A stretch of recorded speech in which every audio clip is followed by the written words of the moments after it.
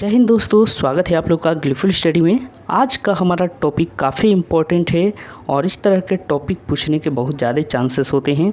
तो आज का टॉपिक है भारत में अनेकता में एकता। इस टॉपिक पर कैसे निबंध लिखा जाएगा आज हम लोग सीखेंगे। सबसे पहले आपको बता दूं कि टेलीग्राम चैनल पर आप जुड़ सकते हैं, वहाँ पर आपको टॉपिक मिलता है डेली। साथ ही साथ आपको इसका पीडीएफ भी मिल जाएगा, यानी सॉल्यूशन का पीडीएफ भी आपको टेलीग्राम पर ही मिलेगा और लिंक आपको डिस्क्रिप्शन बॉक्स में मिल जाएगा, तो आप वहाँ से ज़रूर ज्वाइन कर लें। चलिए आते हैं अब टॉपिक पर। टॉपिक है भारत में अनेकता में एकता पर निबंध लिखें। कैसे लिख सकते हैं? तो सबसे पहले तो आपको पता होगा इंट्रोडक्शन पार्ट देना पड़ता है, भूमिका जिसको कहते हैं, परिचय। तो इतना दूर हमने परिचय दिया है। अब चलिए देखते हैं क्या परिचय में लिख सकते हैं। भारत सदियों से विभिन्न धर्मों और जातियों का घर रहा है। भारत के हर राज्य के साथ भाषा, धर्म, पहनावा और रीति रिवाज बदलते रहते हैं, जो एक अनूठी विविधता पैदा करता है। भौतिक परिदृश्य और जलवायु भी एक स्थान से दूसरे स्थान पर भिन्न होती है। इस विविधता के बावजूद भारत के लोगों में एकता है। ठीक है, तो परिचय समझ में आया होगा आपको कि यहाँ पे सदियों से अनेक तरह के धर्म और जाति के लोग रहते हैं। उसके अलावा यहाँ पे भाषा, धर्म, पहनावा और रीति रिवाज जगह जगह या राज्य राज्य बदलते रहता है। इसके अलावा यहाँ पे एक चीज़ ऐड कर सकते थे कि भोजन भी, ठीक है, धर्म, पहनावा ये सब तो है ही, भोजन भी बदलते रहता है। जैसे कि आप नॉर्थ इंडिया में हैं तो यहाँ पे ज़्यादा लोग चावल रोटी ये सब पसंद करते हैं। साउथ इंडिया में जाएंगे तो इडली डोसा और क्या क्या सांभर होते हैं वो सब। तो खाना भोजन में भी बदलाव होता है, ये चीज़ को भी आप जोड़ सकते थे। भौतिक परिदृश्य का मतलब क्या है? यानी कि भौतिक रूप से दिखने वाली चीज़ें, जैसे पेड़ हो गया, नदी हो गया और बाकी चीज़ें, आकृति, रूप, जलवायु, ये सब जो है भौतिक परिदृश्य ये भी बदलते रहते हैं राज्य के राज्य। ठीक है, यानी कि आप कश्मीर में चले गए तो वहाँ पे ज़्यादा ठंडा मिलेगा। उसके अलावा आप यूपी में आ गए तो बहुत गर्मी मिलेगा। तो इस तरह से ये बदलाव देखने को मिलता है। इसके बावजूद भी भारत के लोगों में क्या है? एकता है। ठीक है, चलिए अब हम लोग मेन बॉडी पार्ट में क्या क्या लिख सकते हैं वो देखते हैं। मेन बॉडी पार्ट में बेसिकली लिखना क्या होता है, आप जिस टॉपिक पर लिख रहे हैं उससे जुड़ी हुई अहम बातें, यानी कि उस टॉपिक से आप क्या कुछ और उसमें विशेष कुछ लिखना चाह रहे हैं, जैसे कि उसकी अच्छाई क्या है, बुराई क्या है, उससे लाभ क्या है, हानि क्या है, वो सारी चीज़ें इसमें लिखी जाती हैं। तो चलिए हम लोग देखते हैं क्या लिख सकते हैं इसमें। भारत में कई धार्मिक और राजनीतिक दंगे हुए हैं। स्वतंत्रता और लोकतंत्र के दुश्मनों ने भारत में धार्मिक और जातीय विविधता का लाभ उठाकर भारत को विभाजित करने का प्रयास किया। हालांकि इस तरह की गड़बड़ी के बाद भी भारत एकजुट रहा है। लोग अन्य जातियों और धर्मों का सम्मान करते हैं, वे विनम्र और सहयोगी हैं। भारतीय सेना में धर्म के युवा, ठीक है, हर धर्म के युवा अपने देश के लिए लड़ने आते हैं, जो वास्तव में लोगों के बीच एकता को दर्शाता है। ठीक है, चलिए आगे और क्या लिख सकते हैं। तो पहले यहाँ तक समझ लेते हैं, उसके बाद आगे बढ़ते हैं। कई धार्मिक और राजनीतिक दंगे हुए हैं भारत में, और स्वतंत्रता और लोकतंत्र के दुश्मन, ठीक है, स्वतंत्रता यानी कि आज़ादी और लोकतंत्र, डेमोक्रेसी के जो दुश्मन हैं वो भारत में दंगे भड़काते रहते हैं और उसका लाभ उठाकर भारत को बांटने का कोशिश किए हैं अब तक। लेकिन इन गड़बड़ियों के बाद भी भारत एकजुट रहा है। ठीक है, और उसके बाद देखिए हर भारतीय सेना में आप भी देखेंगे कि सभी धर्मों के लगभग उसमें लोग रहते हैं। धर्म के आधार पर भेदभाव नहीं किया जाता है भारतीय सेना में।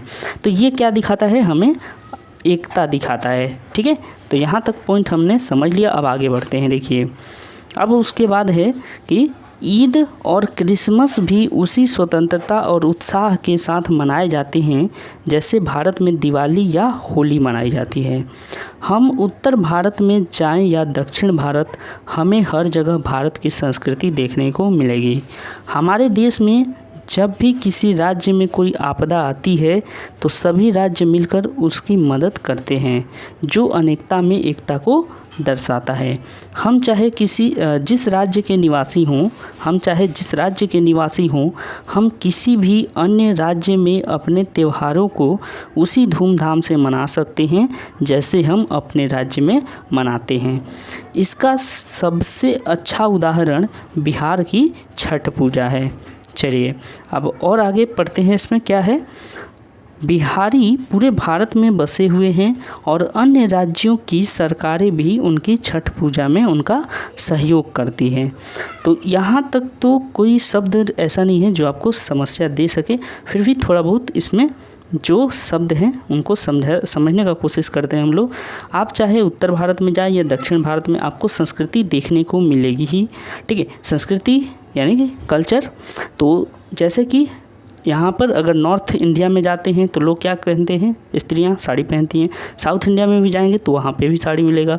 नॉर्थ ईस्ट में भी जाएंगे तो भी आपको स्त्रियाँ साड़ी पहनी दिखेंगी। तो यानी कि सब जगह भारत की संस्कृति क्या है, एक जैसी ही है। और उसके बाद अगर कोई आपदा आता है किसी एक राज्य पर, तो पूरा देश का जितने भी राज्य हैं वो सब एकजुट होने लगते हैं, सब एक दूसरे की मदद के लिए आगे आ जाते हैं। तो ये क्या दिखाता है हमें कि हमारे अंदर एकता है। उसके अलावा यहाँ पर जो एग्जाम्पल दिया गया है कि किसी भी त्यौहार को हम अपने राज्य में हो या फिर दूसरे राज्य में बड़े धूमधाम से मना सकते हैं। उदाहरण दिया गया है छठ पूजा का। तो अगर आपने भी देखा होगा या गौर किया होगा कि जो छठ पूजा है मेनली ये बिहार का उत्सव है, लेकिन दिल्ली सरकार जो है वो छठों के व्यवस्था करती है। यूपी सरकार जो है छठ के लिए घाटों का व्यवस्था करती है। ठीक है, तो ये सभी व्यवस्थाएं, यही नहीं, आप अगर दक्षिण भारत में भी चले जाते हैं, बंगाल में भी इसको बहुत धूमधाम से मनाया जाता है। उसके अलावा आप अगर दक्षिण भारत में भी चले जाएं तो वहाँ की सरकारें भी इस पर कोई पाबंदी नहीं लगाती। इसका अर्थ यही है कि आप चाहे किसी भी राज्य में रहें, बस आप अपने संस्कृति से जुड़े हैं तो कोई रुकावट आपको नहीं आएगी। तो ये भारत की एकता का एक मिसाल है। चलिए आगे देखते हैं। हमारे संविधान के दिशा निर्देशों के अनुसार हमें लोगों और धर्म के बीच एकता को पोषित करना और प्रोत्साहित करने का प्रयास करना चाहिए। यहाँ से हम लोगों ने क्या लिखना शुरू कर दिया, कंक्लूजन। ठीक है, एक लाइन चेंज करने के बाद, पैराग्राफ बदलने के बाद हम लोग क्या लिख रहे हैं, कंक्लूजन लिख रहे हैं, निष्कर्ष लिख रहे हैं। तो अब हमें अपने सुझाव देने चाहिए कि क्या बदलाव होने चाहिए और किस तरह से और देश को आगे बढ़ाया जा सकता है। ठीक है, चलिए तो यहाँ पे क्या लिखा गया, हमारे संविधान के दिशा निर्देशों के अनुसार हमें लोगों और धर्म के बीच एकता को पोषित और प्रोत्साहित करने का प्रयास करना चाहिए। ठीक है, इतना ही नहीं, हमारा देश एक धर्मनिरपेक्ष देश है, अतः सभी धर्मों का आदर होना चाहिए। धर्म और जाति का अंतर मानवीय और शांति के मूल्यों से अधिक नहीं है। राष्ट्रीय दिवस पर हर धर्म और क्षेत्र के लोगों को एक साथ मिलकर इसे मनाना चाहिए और अपने देश की रक्षा के लिए शपथ लेनी चाहिए। तो क्या प्रयास रहेगा, अपना प्रयास यही रहेगा, यानी निष्कर्ष लिखते समय कि हम जो सुझाव मेरे अंदर है या जो अच्छी बातें हैं जो एक निबंध में होनी चाहिए, वो सारी चीज़ें अपने सुझाव के उदाहरण के रूप हम यहाँ पर लिखें। तो क्या यहाँ पे लिखा गया है उसका मतलब समझते हैं। देखिए, पोषित और प्रोत्साहित का मतलब क्या हुआ, पोषित माने पालना, ठीक है, पालन करना या पालना। तो हमें क्या करना चाहिए कि सभी लोगों और धर्मों के बीच में एकता को बढ़ावा देना चाहिए। ठीक है, बढ़ावा देना चाहिए। प्रोत्साहित का मतलब बढ़ावा देना और पोषित का मतलब कि इसको आगे बढ़ाना, पालना। ठीक है, तो इस तरीके से। इतना ही नहीं, देश में धर्मनिरपेक्ष, और धर्मनिरपेक्ष मतलब कि आप भी जानते हैं जहाँ पे कि कोई एक धर्म नहीं है, बहुत सारे धर्म हैं, तो इसलिए सबका आदर करना चाहिए।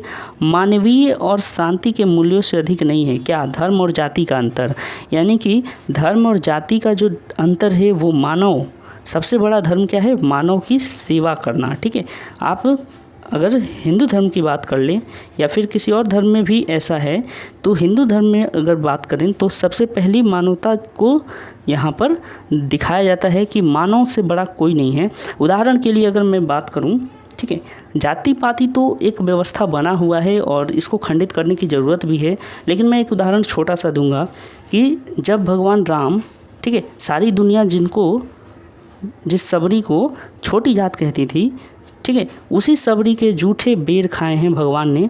तो ये क्या दर्शाता है कि जाति पाति से ऊपर उठकर मानव है, ठीक है। तो जो लोग ये कहते हैं कि हम भगवान राम को मानते हैं लेकिन जाति पाति को भी मानते हैं, वो लोग गलत हैं, क्योंकि जाति पाति जब भगवान नहीं मानते तो फिर आप क्यों मान रहे हैं, ठीक है। तो ये मानवीय जो है ये मूल्य ज़्यादा होना चाहिए, जाति और धर्म का उतना महत्व नहीं होना चाहिए, और शांति, ठीक है, शांति भी होनी चाहिए देश में। तो ये सारी चीज़ें थी। इसमें देखिए लास्ट में हम लोग एक चीज़ लिख सकते हैं, यानी कि अपना संदेश दे सकते हैं कि सभी भारतीय गर्व से कह सकते हैं कि भारत में अनेकता में एकता है। तो ये लाइन, इस तरीके के जो लाइन है वो आप ज़रूर किसी निबंध में लिख सकते हैं, यानी कि ये पूरा आपका कंक्लूजन की तरह हो जाएगा। तो कैसा लगा आप लोगों को ये निबंध ज़रूर बताइएगा कमेंट करके। वीडियो पसंद आए तो लाइक करिएगा।